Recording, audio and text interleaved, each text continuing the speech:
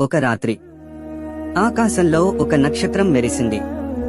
ఇబ్రాహీం అలైహిస్సలాం ఆలోచించారు. తర్వాత చంద్రుడు ఉదయించాడు. తర్వాత సూర్యుడు వెలిగాడు. కాని అవన్నీ అస్తమించాయి. ఆయన గ్రహించారు, అస్తమించే దానికి రబ్బు, ప్రభువు స్థానం ఉండదు. ఇది తౌహీద్ యొక్క మొదటి పాఠం. ఆయన తన ప్రజలకు ఒకరోజు ప్రజలు పండుగకు వెళ్లారు. విగ్రహాల మందిరం ఖాళీగా ఉంది.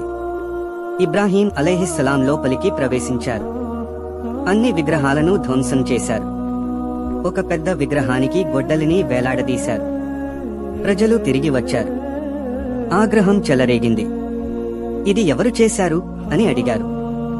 సమాధానం, ఇబ్రాహీం. ఆయన ప్రశాంతంగా చెప్పారు, పెద్ద విగ్రహాన్ని అడగండి. ప్రజలు మౌనమయ్యారు. విగ్రహాలు మాట్లాడలేవు.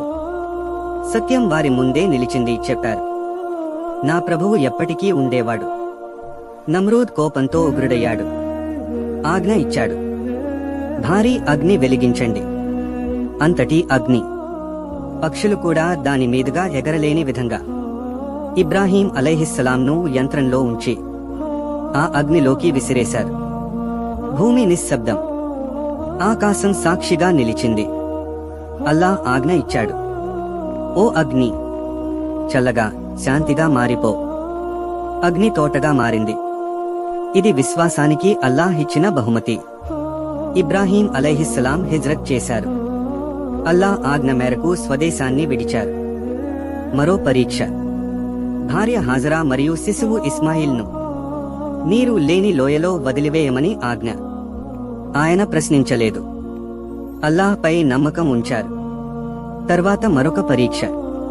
కలలో తన కుమారుడిని బలి ఇవ్వమనే ఆజ్ఞ.